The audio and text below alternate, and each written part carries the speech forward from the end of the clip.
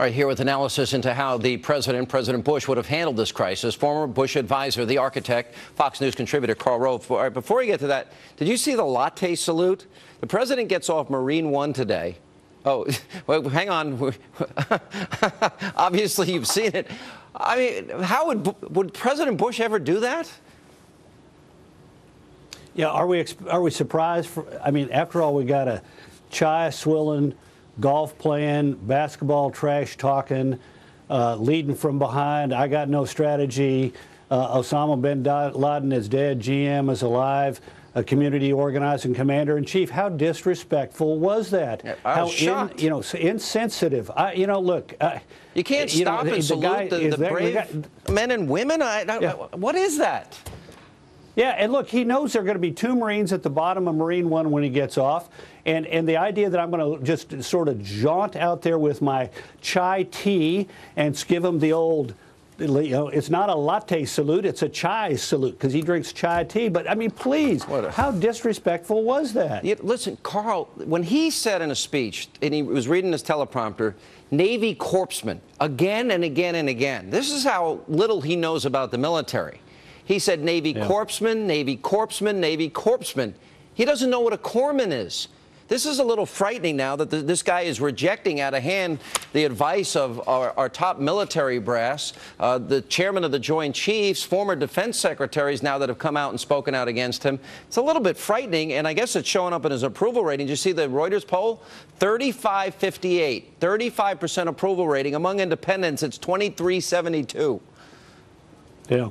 No, look, the president, he has demonstrated over the last 6 years that the military, he's not convinced that the U.S. military has been a force for good. He thinks that they have, frankly, created more problems than they necessarily have solved in recent years. And he has cut their budget dramatically. And we saw in that gesture as he exited Marine One what he thinks of him. He's got his tea. He's on his way to his meeting. Those Marines are saluting him. And he's the commander-in-chief just giving them the latte salute right straight back. Unbelievable. What do you make of these numbers, though? 35% approval rating, Reuters. Among independents, 23% approval rating. What is that? What impact does that have in the election? Because I share your concern. I think there's too many people a little overconfident right now that this is going to be a wave election year. I'm not convinced yet. Yeah, neither am I. But look, first of all, let's put this in context. These numbers have been bad for over a year. He got reelected in 2012 by getting fewer votes than in 2008, which meant that he didn't get an overwhelming mandate. So his approval rating at the time of his re-inauguration in 2013 was lower than customarily what you see in beginning of a second term. And starting about April and May, he began to decline. On the foreign policy, it began to accelerate in May and June when we had Sergeant Bergdahl, and then we had the explosion of ISIS across Iraq. So this has been a secular decline of more than a year that's deepened in the last 4 or 5 months. And as a result, it's not going to get necessarily better before the election. The people, ironically enough, that I think are going to be cheered by the president's actions are strong conservative Republicans who don't like him and don't trust him and don't believe he's doing enough.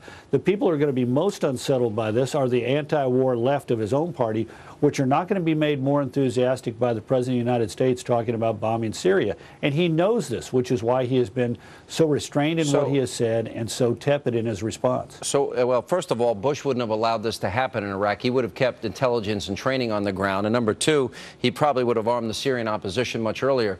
I ask you this, with those numbers as bad as they are, what's your prediction as of today? We're, what, 42 days out of an election? What are your thoughts?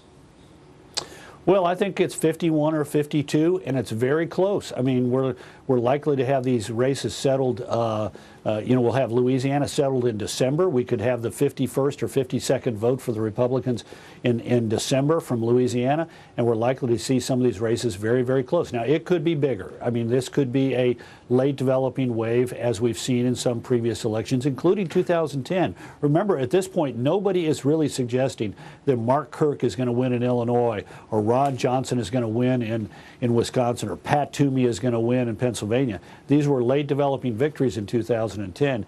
But, I'm still at sort of 51, 52. We've had some good movement our way the last 3 weeks in Alaska.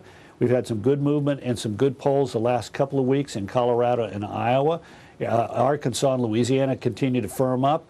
Tom Tillis is in a fight in North Carolina, and we've had some good poll numbers in both New Hampshire and Michigan. So there's been a lot of good news the last couple of weeks, but it's been incremental and small. The movement in these races, very, very small and going to be very tight. All right, Karl Rove, thank you. Appreciate it. And coming up next tonight here